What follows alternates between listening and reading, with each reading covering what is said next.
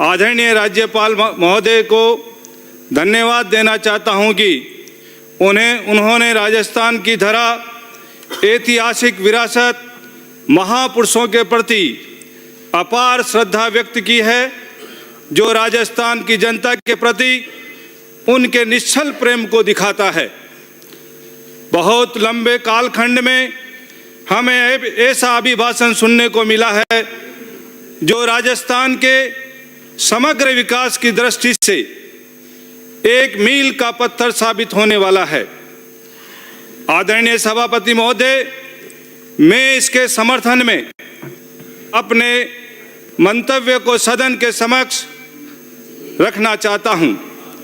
पहला तो यह है कि इसमें एक संकल्पना को साकार करने के लिए, जिसमें समाज के अंतिम व्यक्ति से लेकर विकसित राजस्थान द्वारा विकसित भारत के निर्माण कैसे किया जाए को बहुत अच्छी तरह से स्पष्ट किया गया है।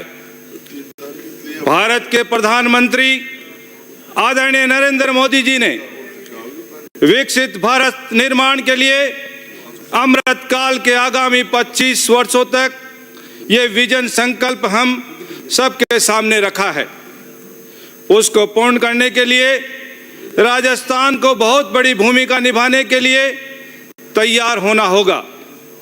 इसी कड़ी में राजस्थान की जनता, जनप्रतिनिधि, एक सरकार हमारे मुख्यमंत्री आदरणीय भजन लाल जी के नेतृत्व में अग्रसर है, जिनका संकेत उक्त अभिभाषण से स्पष्ट रूप से प्राप्त होता है।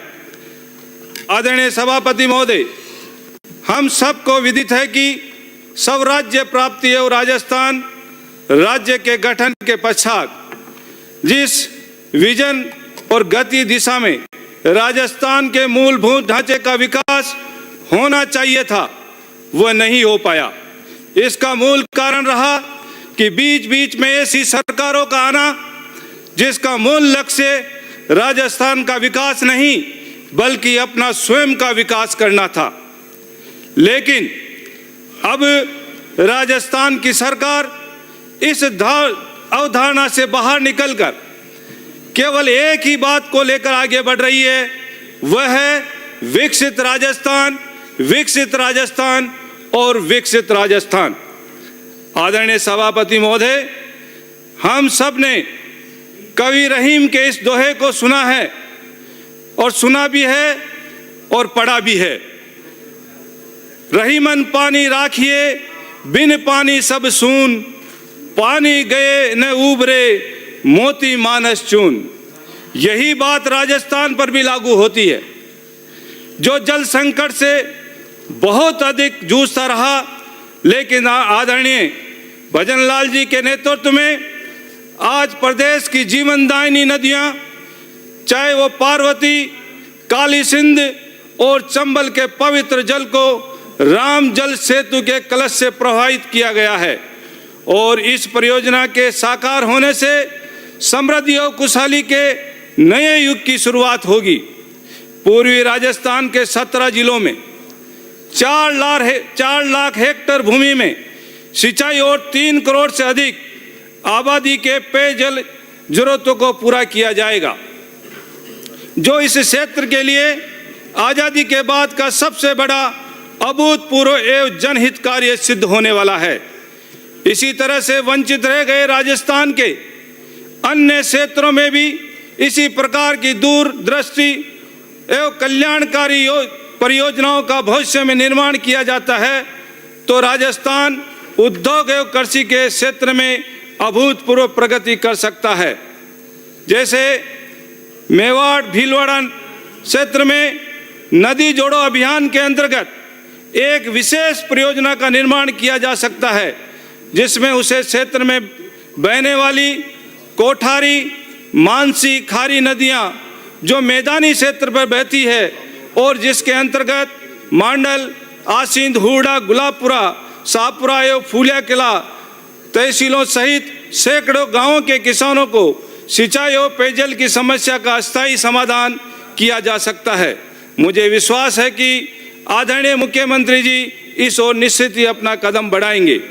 आदरणीय सभापति महोदय, इसी कड़ी में माननीय प्रधानमंत्री श्री नरेंद्र मोदी जी ने कैच द रेन के रूप में वर्षा जल के संचयन के जिस अनूठे अभियान का आरंभ किया, जिससे प्रेरणा लेकर हम सब भी अपने अपने क्षेत्र में इसको लागू करने का पूरा प्रयत्न करेंगे। और हम सबको पता है कि इसे आगे बढ़ाते हुए हमारी सरकार कर्म भूमि के मातृभूमि अभियान के माध्यम से राजस्थान को जल उपलब्धता में संपन्न बनाने के लिए जल सुरक्षा सुनिश्चित होने वाली है। और मैंने कहीं पढ़ा और सुना भी है कि आने वाला समय तृतीय विश्व युद्ध जल पर ही होगा, इसलिए जल संरक्षण का ये कार्य आने वाली पीढ़ियों के लिए सुखद आशीर्वाद बन सकता है। आदरणीय सभापति महोदय, दूसरा सबसे बड़ा क्षेत्र विकसित राजस्थान के लिए है वह ऊर्जा का क्षेत्र है। मैं आदरणीय मुख्यमंत्री जी को धन्यवाद देना चाहता हूं कि उन्होंने प्रदेश में वर्ष 2027 तक किसानों को खेती के लिए दिन में बिजली देने की प्रतिबद्धता को राजस्थान की जनता के समक्ष प्रकट किया है। इसे मूर्त रूप देने के लिए पीएम कुसुम योजना जमीनी स्तर पर जिस प्रकार बढ़ाया जा रहा है वह सरकार का एक सराहनीय कदम है। आज जब विधानसभा में घूमता हूं तो मुझे दिखाई देता है कि पीएम सूर्य घर मुफ्त बिजली योजना में हर घर अब सूर्य घर बन रहा है। ये योजना आने वाले समय में निश्चित ही विकसित राजस्थान एवं भारत की नींव का एक बहुमूल्य पत्थर साबित होने वाला है।